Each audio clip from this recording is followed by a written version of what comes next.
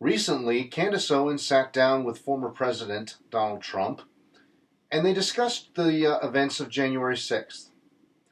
Now, as you would expect, both of these two seem to be throwing conspiracy theories around left and right.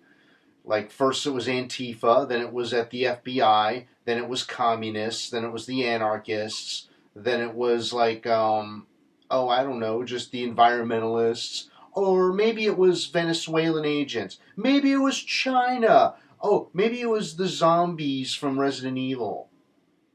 Oh my God. As it says in the picture on the tag here, can they ever get their story straight?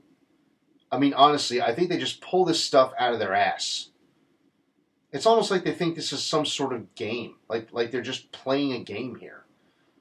What happened on January 6th was similar to what happened in, I believe it was, I want to say 1921. I could be mistaken about the data on this, so anybody knows any better, please correct me.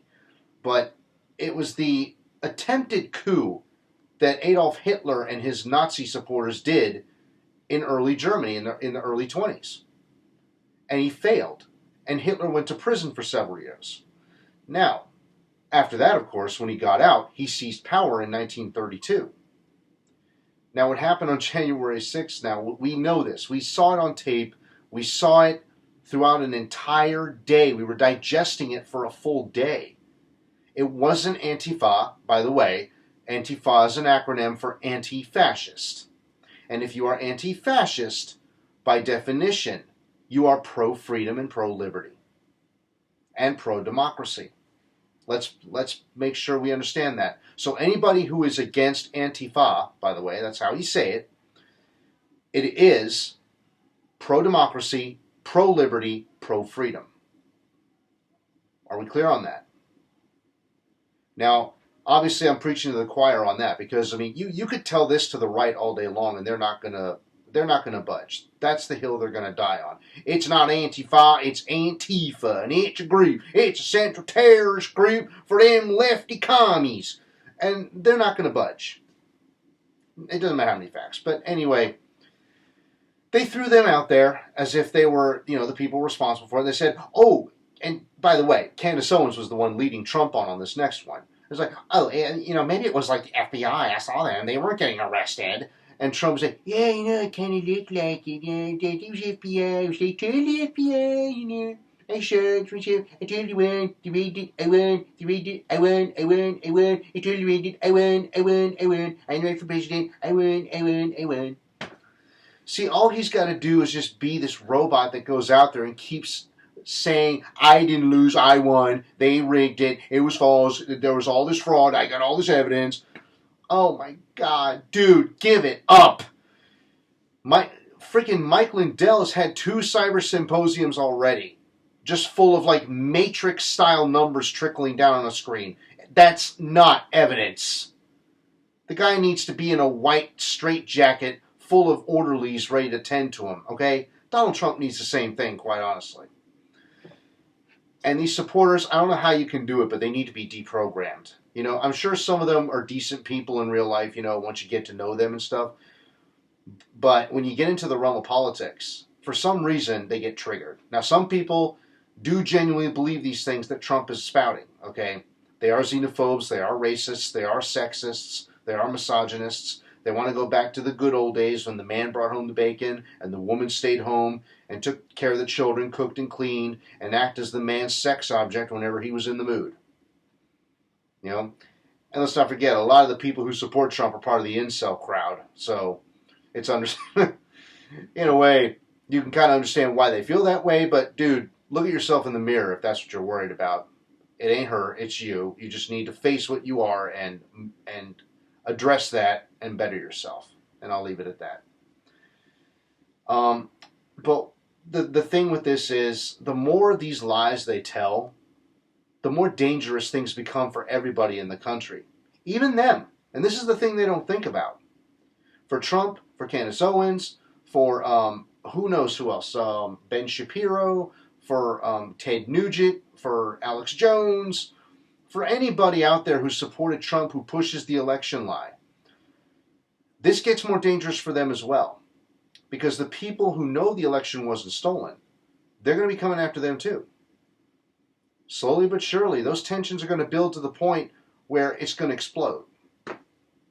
Okay?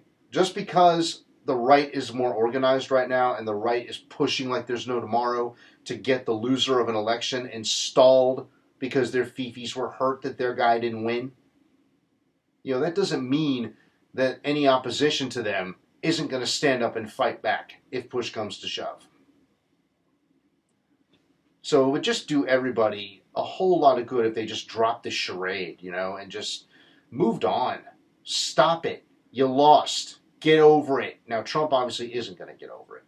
And, of course, with people like Candace Owens and some folks like Matt Taibbi, unfortunately, who was recently on Joe Rogan's podcast, they say, oh, yeah, look at that. They might have been FBI agents.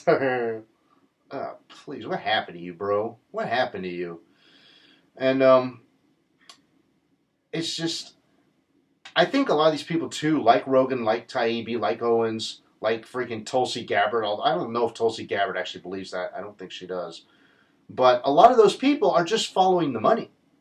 Let's keep that in mind. Like they see all the potential for greater wealth on the right.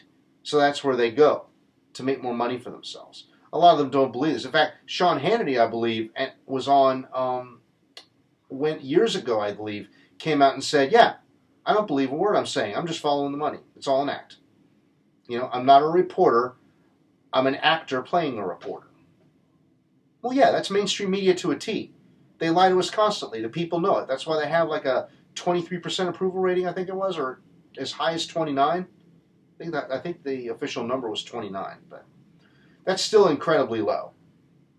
And the media is supposed to be the unofficial fourth branch of government, which is the medium, hence the word media, between the people and their government, to keep them in check. But just like the government, what happened to the media? They got co-opted by big moneyed interests. So they're going to serve those big moneyed interests. They're going to lie to the people. They're going to try to convince the people that there's no other system in the world to adopt and follow than capitalism. So it's just completely stupid. It's completely false. And by the way, there is nothing in the Constitution that says we must be a capitalist country, because that alone is imposing an ideology on somebody and defeats the whole purpose of freedom and liberty and the pursuit of happiness. Now, doesn't it? If we as free people want to be more socialist, I'm not saying completely, because in this country that's a pipe dream, at least now it is. But if we wanted to move in a more socialist direction with more worker control of the economy, like democratically deciding on what to do with a company, what to do with the profits generated by a company, and even more importantly, voting on specific issues in elections. And I always say the Priorities Amendment, I still have to finish it. That would be a great start. I'm actually going to do a video at some point where I'm going to read that whole thing once I've finished writing it all out. But getting the public to vote on all the issues that affect their everyday life, the basics that everybody needs: healthcare, education, infrastructure, police, military, firefighting, utilities, housing. Am I missing anything? I have to look up the list again. There was like 10 of them. But that would be the best for all concerned, I think. And that would actually help safeguard, and I believe it was Andrew Yang who pointed this out, that democracy, strong grassroots democracy, is the best line of defense we can have against a tyrannical government, against a dictatorship. And you know what? I think he's right. You don't believe him, or you don't believe me anyway, go and check the other social democracies where there's more than two parties. They're a lot more stable. A lot more stable. I mean, despite the rise of the AfD, Alternative für Deutschland, the Alternative for Germany, which is kind of like the MAGA of Germany, a socialist ended up winning the chancellorship, and they have control of parliament. Olaf Scholz is now the chancellor.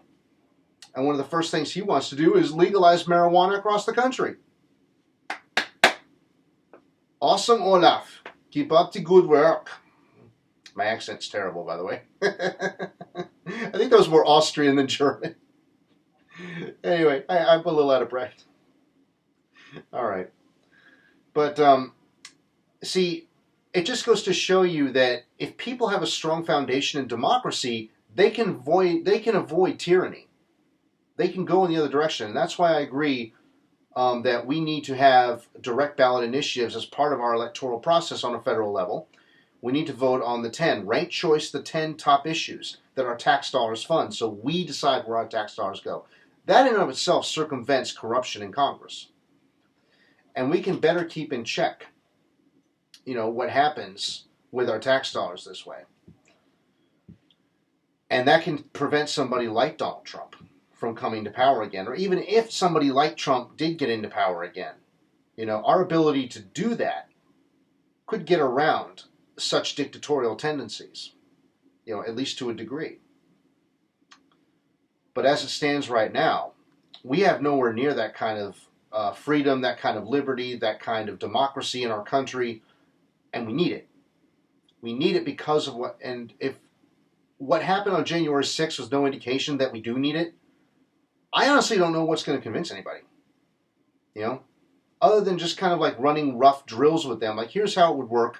Let's participate, all of us, and I'll show you what goes on. That's probably like, little by little, that's like the only way I can see that working. But the first thing you got to do is, or I should say something you should do alongside that, is you have to combat the misinformation. And combating misinformation doesn't mean censoring people all the time. It actually means opening it up more so that you have alternatives on all sides, not just right and left. Okay, this is a purely invented paradigm, but I'm talking about all over the political landscape. I don't care what you are. You're authoritarian, you're a libertarian, you're a capitalist, you're a communist, or anywhere in between that sphere of influence. I don't care. Democracy means that everybody participates, and that's what we need. We need that to heal the wounds. We need it to move a country forward in a constructive way. We need it to protect ourselves against people like Trump from rising to power. We need it to protect ourselves from people like the MAGA chuds who tried to overthrow the government on January 6th. And we have to, and it's the best way to really prevent or at least combat misinformation that gets out there.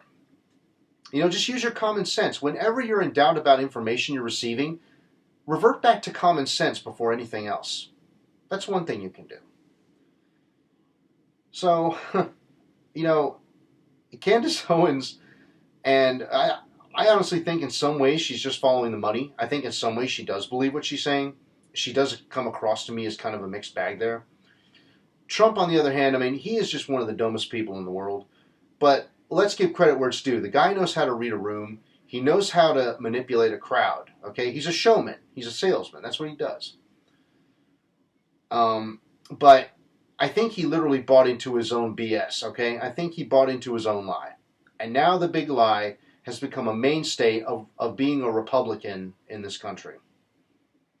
I think the Republican Party needs to be left to die. Democratic Party, same thing, actually. And I really don't think that these people are ever going to get a straight story. They're desperate. They see the popularity of their system of capitalism going the way of the dinosaur. And they're fighting like hell to try to keep that from happening. They did it during the Cold War.